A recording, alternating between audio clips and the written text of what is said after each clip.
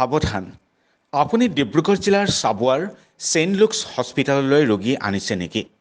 যদি আনিছে তেন্তে সাৱধান। অস্ত্ৰোপচাৰৰ প্ৰয়োজন নোহোৱা ৰোগীক অস্ত্ৰোপচাৰ কৰিবলৈ মালিক পক্ষই চিকিৎসকক হেঁচা প্ৰয়োগ কৰাৰ গুৰুতৰ অভিযোগ। কি দুৰ্ভাগ্যজনক! ধনৰ লালসাত ৰোগীৰ জীৱনক লৈ হেতালি খেলে এইখন ডিব্ৰুগড় জিলাৰ চাবুৱাৰ ছেইণ্ট লুকছ হস্পিটেলে। স্নায়ুৰোগ বিশেষজ্ঞ ডাক্তৰ প্ৰবীণ শৰ্মাৰ বিস্ফোৰক অভিযোগ।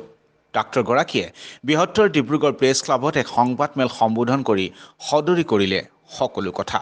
শুনক তেওঁৰ মুখেৰে। शर्मा, मैं न्यूरोसर्जन हूं और मेरा 25 साल से भी ज्यादा न्यूरोसर्जरी में अनुभव है। तो अगस्त महीने में मुझे सेंट ल्यूक हॉस्पिटल से कि हमें एक अच्छा neuro trauma centre, accident and emergency centre develop करना है रूरल एंड पेरिफेरल एरिया में, इसलिए मुझे बुलाया गया।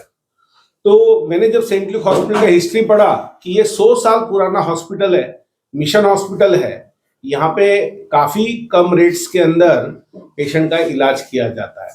बट जब आने के बाद देखा तो ये मिशन हॉस्पिटल मिशन नहीं चला रहा था, चर्च नहीं चला रहा था, और उसको हैंड ओवर कर दिया था मुनिन फुकन और उनके 2 बेटे विकी एंड रिकी फुकन को।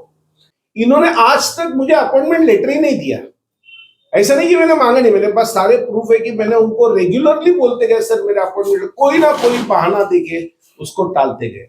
सैलरी जो पूरा सैलरी देना चाहिए हर महीने में, वो कहीं ना कहीं आधा आधा करके देते गए।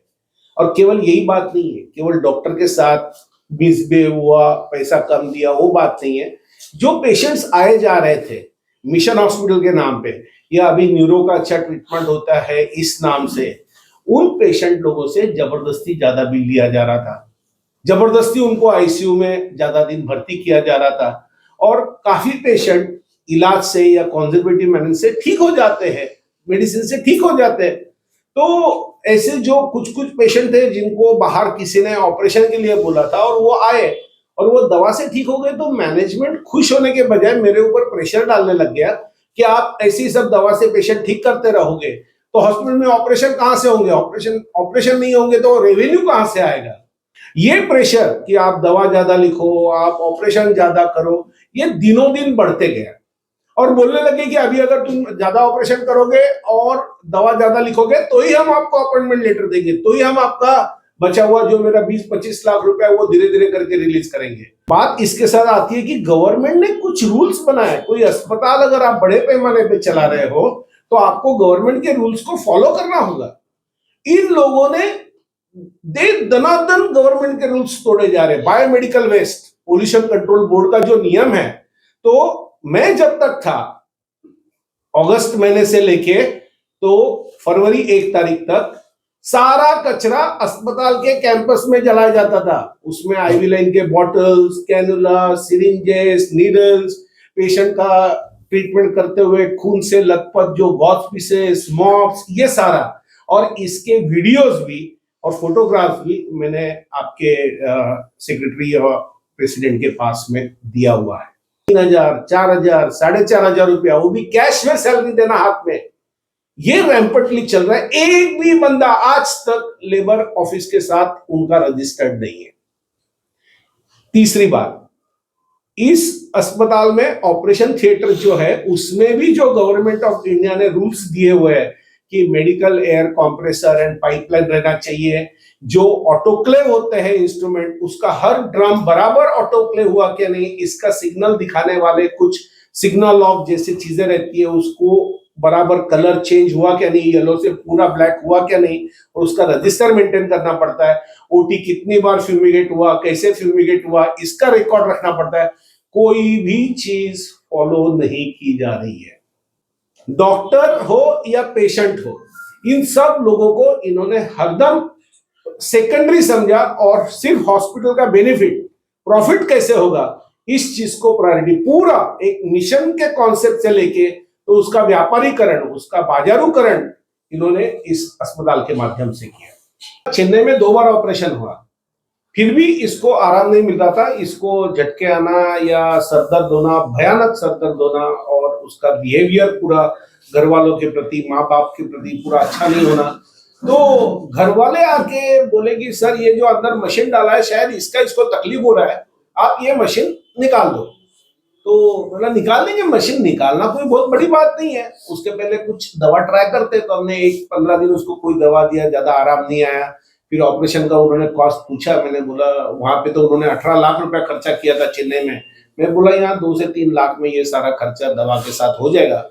वो बोले सर अभी वो खर्चा करके हम लोग अभी तक वो नहीं कर पाए हैं, तो हम 1 महीना बाद आते हैं। बोला ठीक है। और तब तक मैंने एक नया दवा सोच के ट्राई किया, मतलब कि ये एक दवा इसको दिन में दे दो 4 बजे। तो बच्चा पूरा ठीक हो गया, उसका सर दर्द गायब, माता पिता के प्रति जो उसका गलत व्यवहार था वो सारा ठीक हो गया। और उसके बाद वो मैं खुशी खुशी बोलने गया मालिक को कि देखो इस बच्चे का हम लोग जो 3 लाख रुपया लेके ऑपरेशन करने वाले थे, ये बच्चा 10 रुपए के दवा से ठीक हो गया है। इतना दिन पहले 15 दिन नहीं मिला रिलीफ, बट उसके बाद दवा चेंज किया तो ये ठीक हो गया। तो खुश होने के बजाय उस वक्त पहली बार उन्होंने मेरे ऊपर चिल्लाया, ऐसे काम करते रहोगे तो अस्पताल डूब जाएगा। उन्होंने बोला ऐसे काम करोगे तो अस्पताल डूब जाएगा। और ये पेशेंट की सच्ची कहानी है, आप इस पेशेंट के द्वारा ही पूछ सकते हो। 15 साल का लड़का है, इसका फोन नंबर है 6900880224। अब मैंने उसका दुलियाजान दोस्त बोल के, छोटा लड़का मेरे साथ अच्छी बात करता है, तो मैं उसका नाम नहीं, यूजुअली पेशेंट बीमारी से याद रहते हैं, नाम से कम याद रहते हैं।